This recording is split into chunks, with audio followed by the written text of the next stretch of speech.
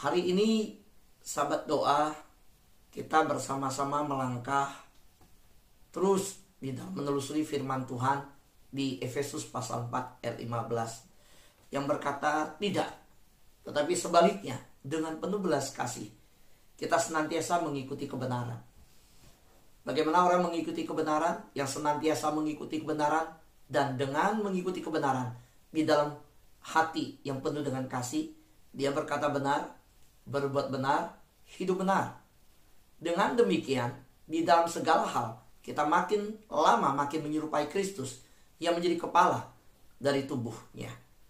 Sahabat doa yang saya kasihi, FKK di dalam perjalanan yang ada. FKK bukan Fukwet Kyong ya, FKK firman, kebenaran, dan kehidupan. Ini yang sudah Tuhan tuntun kepada kita. Ya, firman, kebenaran, dan kehidupan. Di ulang tahun kita yang pertama, tanggal 16 November, saya akan menyampaikan firman Tuhan. Firman Tuhan, sumber kebenaran dan kehidupan. Nah, di dalam sahabat doa FKK, kita diajak bersama-sama dalam sebuah pertumbuhan rohani melalui perjalanan dituntun oleh firman Tuhan. Dalam perjalanan ke depan, saya sangat terbeban untuk family discipleship. Pemuridan terjadi di dalam keluarga-keluarga. Keluarga kalau beres ya, masyarakat sangat diberkati. Keluarga yang mendatangkan surga di dalam rumah tangganya itu menjadi berkat yang besar bagi gereja. Nah, pertumbuhan rohani menjadi fokus daripada perjalanan sahabat doa. Karena ada banyak yang bisa mengalami pertumbuhan jasmani, penambahan umur, tetapi belum tentu terjadi pertumbuhan rohani. Nah, bagaimana pertumbuhan rohani bisa terjadi? Di dalam pagi hari kita berjalan dituntun oleh firman Tuhan. Pada malam hari kita masuk tertanam melalui worship, pujian, penyembahan kepada Tuhan. Inilah perjalanan yang diberikan di dalam sahabat doa FKK. Pagi kita bertumbuh dalam tuntunan firman, malam kita bertumbuh dalam pujian penyembahan. Dan selanjutnya kita akan bersama-sama melangkah di dalam yang namanya komunitas kecil yang kita ingin bertumbuh di dalamnya. Saya mengajak kita mau berjalan bersama-sama dalam pertumbuhan rohani. Nah, mari kita mengingat pemuridan adalah proses menjadi seperti Kristus. Itulah ayat yang kita dapat, ayat yang kita baca. Di dalam pemuridan kita tidak bisa menghindari yang namanya proses menjadi serupa Kristus. Karena itulah tujuan kita. Dan penting sekali kalau kita melihat di sahabat doa, sebenarnya setiap pagi ini kita dimuridkan melalui firman Tuhan. Dan saudara harus ambil keputusan untuk bangun pagi. Saudara harus ambil keputusan untuk mau menyiapkan waktu. Saudara harus ambil keputusan untuk ada waktu yang disiapkan bangun, menyapa saudara-saudara yang lain, mempelajari firman yang sudah dibagikan, mengulangi lagi melalui YouTube. Kalau tidak mengerti, didengar ulang. Saudara juga bisa melihat slide khotbah yang dibagikan setiap hari selesai firman Tuhan. Saya bagikan gambar-gambar khotbah, saudara bisa renungkan artinya lagi. Nah, sebenarnya ini sebuah perjalanan yang lengkap, satu paket yang lengkap. Di malam hari kita kembali berdoa lagi, dan para pendoa selesai worship night mendoakan ulang lagi. Apa yang didapat di pagi hari diperkatakan di dalam doa untuk sahabat doa. Jadi seperti nanti malam ketika worship night, pujian selesai, Ibu Kencana berdoa. Ibu Kencana akan mendoakan firman yang diterima di pagi hari. itu terjadi atas hidup kita bersama-sama. Nah, inilah paket yang lengkap. Pagi hari kita mendengar firman Tuhan, malam hari firman itu diperdengarkan kembali dalam doa dan didoakan untuk kita. Saudara, ini paket lengkap. Sebuah pemuridan yang dari pagi sampai malam. Saudara, kelas pemuridan yang besar ada di pagi. Kelas pemuridan yang lebih kecil ada di malam. Melalui worship, kita mempraktekkan lagi iman itu. Pagi dan malam. Sebelum masa pandemi, saya pikir kelas pemuridan di gereja itu mungkin seminggu sekali. Tetapi setelah pada masa pandemi, kita alamin seperti ini. Bisa ketemu pagi, bisa ketemu malam. Saudara pernah alamin gereja ketemu pagi, malam. Ini sudah seperti kisah para rasul, saudara. Setiap hari berkumpul bersama-sama. Amin. Yang katakan amin, lambaikan tangan. Sudah sadarin nggak, saudara? Ya kan? Waktu itu kita, kalau belum pandemi, kita dengar firman Tuhan, kita mikir, waktu baca kisah rasul, para rasul berkumpul setiap hari. Kapan ada waktu setiap hari? Mana bisa? Tapi setelah masa pandemi, kita alami loh. Setiap pagi kita ketemu. Bahkan kalau yang hadir malam di worship night, malam ketemu. Bahkan kalau selanjutnya kita akan bergerak dalam tuntunan yang lain. Saya sedang mendoakan. Saya sedang berdoa. Ya, nanti kalau sudah Tuhan jawab doa, kita ada satu program, tetapi saya tidak mau itu jadi sebuah program. Saya minta sama Tuhan. Saya bilang, Tuhan, saya nggak mau bikin program. Ya, saya maunya terjadi kegerakan. Nah, jadi saya berdoa gini. Awalnya saya doa begini. Sebelumnya ya, Tuhan, siang hari apa yang bisa dimanfaatkan ya? Atau sore, Tuhan. Sekarang pagi jam 5, malam jam 7. Tetapi saya mau firman Tuhan yang diterima di pagi benar-benar bisa dibahas. Benar-benar anak-anak Tuhan memperkatakan, saya dapat sesuatu. Lalu dibicarakan kepada yang lain. Saling berdiskusi. Terus saya doa. Sampai sekarang belum dapat jawaban. Udah berbulan-bulan. Karena saya lihat ada teman-teman. Ada Pak James. Ada Bu Kencana. Ada Pak Daniel. Ada Pak Charles. Ada Pak Ishak. Ada Pak Joshua. Ada Ibu Erna. Yang saya sebut itu pendeta semua ya. Ada Bu Erna. Maaf kalau yang saya belum sebut. Ada yang dari Belanda juga. Bu Debbie ya. Terus ada siapa? Saya mendoakan teman-teman hamba Tuhan. Setiap doa saya ingat sama mereka. Terus saya bilang, Tuhan, saya percaya ada sesuatu yang Tuhan akan pakai mereka di sahabat doa untuk lebih. Nah, lalu saya mulai ingin buat sebuah program. Tapi Tuhan hentikan saya. Hentikan begini. Tuhan gak mau kita program. Tuhan mau kita berjalan dalam sebuah namanya kebangunan. Maka ingat, kalau sahabat doa terjebak di program, kita gak beda dengan gereja. Kita gak beda dengan yayasan. So, kenapa kalau kita bikin sebuah organisasi, akhirnya karena organisasi kita harus kan bikin raker. Raker kita harus mikir-mikir program apa yang dibikin setahun ke depan. Nah, yang saya doa adalah, Tuhan, bukan program, tetapi Tuhan ajar saya terlebih dahulu untuk mengenal. Ini apa? Sahabat doa FKK ini apa? Sahabat doa FKK adalah sebuah kegerakan. Dan kalau sebuah kegerakan, kita harus membaca tiang awan, tiang api yang menuntun kita. Tuhan mau kemana? Tuhan mau tuntun kita kemana? Nah, kalau Tuhan mau tuntun kita ke sana, maka kita akan membuat sesuatu yang ke arah sana. Kalau program, kadang-kadang terjebak begini. Waduh, ini lagi tren begini. Ini lagi bergerak. Wah, trennya begini. Gereja-gereja Tuhan lagi begini nih. Wah, kegerakan rohani sedang di luar, tren begini. Akhirnya membuat sesuatu yang seperti yang terjadi, yang sedang terjadi. Enggak. Saya percaya sahabat doa FKK adalah kebangunan rohani.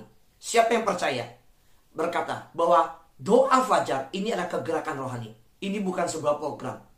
Lambaikan tangan. Amin. Iya. Kalau kegerakan rohani, maka kita akan dibawa Tuhan untuk melihat sahabat doa sedang haus dan lapar dalam hal apa ke depan. Nah, disitulah kita akan jawab. Kita minta Tuhan jawab rasa haus dan lapar itu. Sahabat doa yang terkasih dalam Tuhan, saya mengajak kita melihat, kita mau masuk dalam ke depan itu adalah bagaimana kita menjadi murid. Karena Yesus berkata, pergilah, jadikanlah semua bangsa muridku, bukan jadi anggota. Ingat, jadikan semua bangsa murid. Saudara baru bisa memuridkan orang kalau saudara jadi murid. Tuhan tidak mengutus kita untuk menjadi anggota. Ya, oh saya anggota gereja ini, oh saya anggota lembaga ini. Enggak. Tuhan bilang, pergilah baptislah mereka, ya kan? Jadikanlah mereka murid. Jadi murid, saudara. Kalau jadi murid, berarti kita tiap hari harus belajar. Murid itu tidak pernah berhenti untuk belajar. Ya, jadi murid. Dan untuk jadi murid, saudara harus memutuskan. Siapa di tempat ini yang mau jadi murid? Boleh lambaikan tangan. Amin. Siapa yang mau jadi murid? Puji Tuhan, ya, yang itu juga. Jadi murid. Nah, saudara harus jadi murid. Murid itu berarti apa? Yesus hidup dengan para murid setiap hari. Yuk kita kembali ke masa di mana murid-murid. Waktu Yesus menyatakan discipleship, saudara tahu Yesus panggil murid, mereka hidup bersama-sama. Maka saya berkata, ini perjalanan. Perjalanan. Saya nggak pikir saudara senang apa enggak terima kiriman saya apa enggak masalah. Tapi saya tetap kirim berita setiap hari, baik yang ke grup maupun ke pribadi. Pokoknya saya kirim. Kenapa? Saya ingin saudara bertumbuh. Saya nggak kirim kok info lain di luar rohani, enggak. Saya kirim firman Tuhan, saya kirim ajakan menyembah Tuhan. Setiap menjelang malam saya kirim ada worship night. Ya, selesai worship night saya kirim besok ada ibadah. Selesai ibadah siang saya kirim ini ada rekamannya.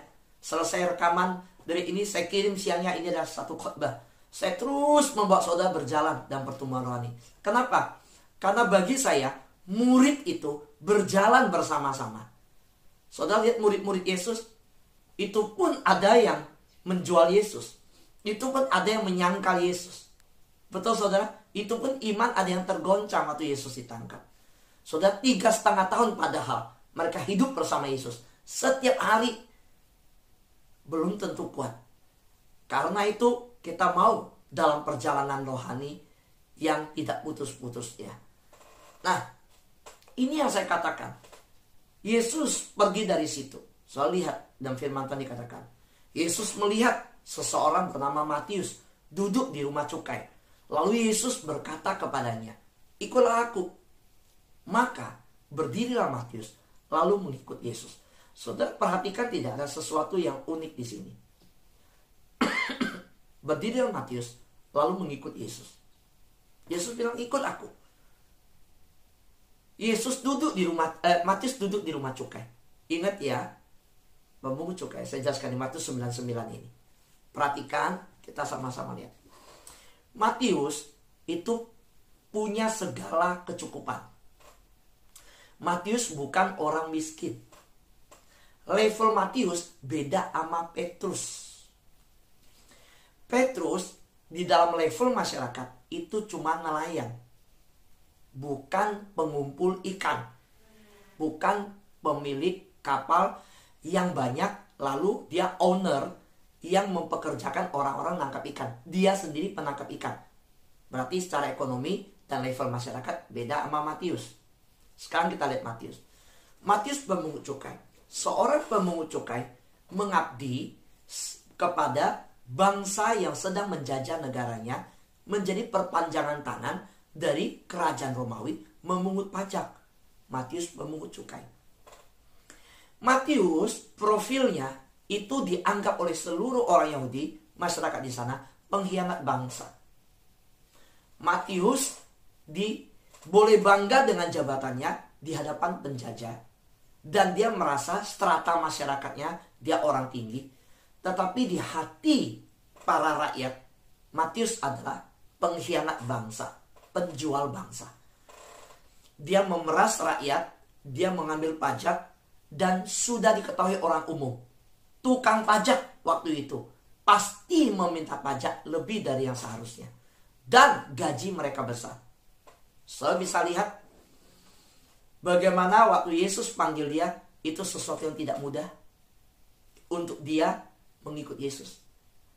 Dia harus tinggalkan jabatan yang tinggi. Dia harus tinggalkan pemasukan yang lancar. Dia harus meninggalkan sumber kehidupan yang menunjang dia. Dan dia harus menanggalkan satu keadaan diri yang siap untuk ditolak oleh orang lain, yang dimana dihakimi pada orang berdosa. Yesus panggil Matius pemungut cukai. Ketika Yesus dikritik dengan keputusannya, Matius pasti juga dikritik. Dan lebih dahsyat lagi, saudara pernah perhatikan nggak cara Yesus memproses murid-murid? Waktu Yesus memanggil Petrus, lalu memanggil Matius. Wah saudara, itu nggak gampang saudara. Dua orang ini tidak mudah karakter bertemu bersama-sama. Karena Petrus orang keras, Petrus orang Yahudi yang begitu jelas kita tahu membenci, pasti semua orang Yahudi nggak senang pungut cukai. Nah Yesus letakkan di dalam semua pelayanan sama-sama. Satu yang nggak senang yang kepada orang yang mengabdi kepada penjajah, yang satu yang dipanggil Yesus ada orang yang mengabdi sama penjajah. Yang saya ada di situ. Waduh, itu proses karakter yang nggak mudah. Apalagi lagi ada murid yang lain, Andreas. Yesus berkata, di dalamnya tidak terdapat kepalsuan. Ini orang Israel asli. Nah itu proses yang nggak mudah antara murid-murid untuk saling menerima satu sama lain. Sekarang lihat Matius. Yesus berjalan. Lalu Yesus lihat dia duduk di rumah cukai. Lalu Yesus berkata Matius, ikutlah aku. Yang dilakukan apa? Langsung Matius berdiri. Ayat itu berkata, saudara lihat ayat ini. Ayat berkata apa? Yesus berkata, ini.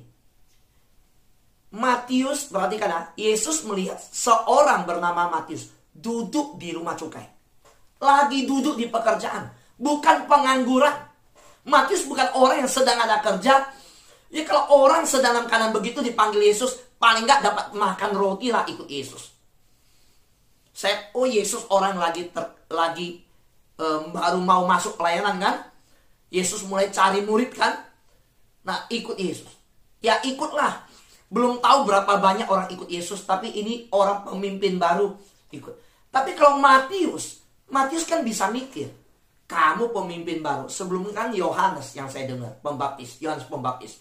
Sekarang kan pengikut belum ada. Kamu lagi cari murid. Sekarang minta saya harus tinggalkan semua kerjaan yang sumber penghasilannya besar. Ikut. Gampang gak saudara? Tapi lihat, berdirilah Matius lalu mengikut Yesus. Ini yang saya mau sampaikan. Sahabat-sahabat doa. Keputusan Matius sebenarnya di depan itu kan ada konsekuensi. Ada konsekuensi logis juga. Tapi Matius langsung ikut. Ini yang saya namakan, yuk pemuridan itu harus ngambil keputusan. Ya, ini. Saudara, kita back ya. Sebentar saya back. Pemuridan selalu dimulai dengan sebuah keputusan. So, Matius ambil keputusan. Saudara, bukankah ada konsekuensi di depannya? Bagaimana dengan orang tua saya? Yes, ada yang bertanya Yesus, saya mau ikut, tapi saya mau kubur orang tua saya. Biarlah orang mati mengubur orang mati, Yesus bilang. Ada yang mau ikut Yesus, tapi tunggu dulu Yesus. Saya mau ini. Kalau kamu lihat ke belakang, tidak layak membajak, Yesus berkata. Maka saudara lihat, perbandingan antara orang yang Yesus panggil Matius dengan orang-orang yang datang, yang Yesus lihat. Mereka akhirnya pada mundur. Masih ingat kan cerita pemuda yang ada? Yesus bilang, jual hartamu bagikan. Nah, saya mulai berpikir, apa Matius tidak pikir konsekuensinya? Saudara kalau mikir konsekuensi dulu, saudara nggak jadi ikut Tuhan. Saya kalau mau ikut Yesus di rumah sakit beritakan Injil. Saya jadi perawat, saya mau cerita. Waduh, kalau cerita kalau begini. Saudara kalau mikir nggak jadi cerita saudara. Kalau saudara mau ikut Tuhan bangun pagi, doa fajar. Waktu saya ajak doa fajar setahun yang lalu. Saudara tahu, habis saya bilang, setiap hari jam 5 pagi kita cari Tuhan. Habis bicara itu, pulang ke rumah. Baru mikir, waduh, saya bisa bangun gak ya? Saya Capek nggak ya tiap hari bangun begitu? Aduh, kenapa saya bilang duluan setiap hari? Tapi saya bersyukur satu hal. Kalau saya mikir semua kesulitan itu, baru saya ajak orang, pasti nggak jadi ngajak. Nggak jadi. Jadi saya bersyukur kadang-kadang ikut Tuhan itu ya, saya bilang kadang-kadang kita harus apa ya namanya ya, ya gila-gilaan ikut Tuhan, habis-habisan ikut Tuhan, ya kan? Ya begitu. Sahabat doa yang ngikut, sahabat doa ini saya lihat ini senior-senior semua. Bukankah butuh istirahat lebih banyak? Ada banyak hal juga. Tapi ini yang terjadi. Yuk, sahabat doa FKK dalam perjalanan ke depan adalah sebuah perjalanan pemuridan. Jadi saudara lihat mulai pagi kita dengan firman, malam kita nyembah, dan kita mulai akan discipleship dalam kelompok kecil. Sekarang kita bersama-sama di bagian yang terakhir. Kita lihat. Tuhan, yuk saya rindu kita berdoa gini. Tuhan, aku akan melakukan segalanya dengan kekuatan-Mu semata. Pakailah diriku sesuai kehendak-Mu. Biarlah kita boleh berdoa demikian. Karena kalau kita lihat Matius, kita mau contohi sikap Matius. Matius nggak mikir yang lain lagi. Dia nggak mikir kebutuhan bagaimana makan nanti, bagaimana gajinya nanti, bagaimana kerjaan dia di pemungut cukai. Yesus panggil, dia tinggalkan semua, dia ikut. Saya ajak kita semua. Ini waktunya saudara. Ini masa-masa yang critical time saudara. Ini masa yang tidak mudah. Saat ini Tuhan kalau panggil kita, jangan tunggu. Bilang sama Tuhan, Tuhan aku gak kuat. Tuhan aku akan melakukan segalanya dengan kekuatan Tuhan semata. Pakai aku Tuhan, sesuai kehendak-Mu. Aku mau Tuhan. Saudara, mengikut Tuhan, kita andalkan kekuatan Tuhan. Soalnya ini masa yang tidak mudah ya. Tapi kita mau. Di masa yang sulit ini kita ikut Tuhan sungguh-sungguh. Yuk, kita sadari bersama-sama. Hanya dengan kuasa yang dari sorga, kita mampu menegakkan kerajaan Allah di atas muka bumi ini. Mari di rumah masing-masing kita baca. 1, 2, 3. Hanya dengan kuasa yang dari sorga, saya mampu menegakkan kerajaan Allah di bumi, di atas muka bumi. Sahabat doa yang terkasih dalam Tuhan, yuk, masa-masa sekarang adalah masa yang Tuhan percayakan. Saya mau sampaikan, ini rescue time. Ini masa penyelamatan. Saudara, mungkin kita berkata, oh ini masa krisis, critical time. Kalau Tuhan izinkan, sekarang kita dengar di Cina sana terjadi gelombang ketiga. Singapura negara kecil aja. Ini Indonesia besar. Indonesia hebat loh, bisa menangani COVID. Singapura yang kecil, sekarang angkanya sedang gede-gede. Tapi kita tidak tahu apakah terjadi gelombang ketiga atau tidak. Dan orang berkata, ini critical time. Bagi saya, dunia sedang critical time. Tetapi waktu saya berdoa di hadirat Tuhan, saya dapat satu hal. Ini adalah rescue time. Ini adalah waktu penyelamatan. Dunia panik. Dunia bilang, wah ini masa kritis. Ini masa yang wadah, sudah mau gelombang ketiga lagi. Tuhan berkata, ini masa penyelamatan. Siapa yang berkata, Tuhan ini aku, pakai aku di masa penyelamatan ini. Amin saudara, amin katakan. Ada banyak orang stres, ada banyak orang depresi, ada banyak orang tegang, ada banyak orang gak bisa tidur, ada banyak orang butuh tergantung pada obat tidur. Ada juga terjadi pandemi, saya melihat banyak keluarga terjadi goncangan. Tetapi Tuhan berkata, jangan lihat masalahnya, lihat kesempatan yang dari surga. Surga sedang kasih kesempatan ke kita melakukan penyelamatan. Saudara, sahabat doa adalah agen-agen dari surga. Tuhan pakai sahabat doa menjadi agen-agen perubahan, agen-agen penyelamatan. Mari terjun, nyatakan, bagikan firman Tuhan, ajak orang bersekutu, ajak mereka dalam perjalanan rohani ini, bangkit bersama-sama, selamatkan jiwa-jiwa. Amin. Tuhan berkati kita semua.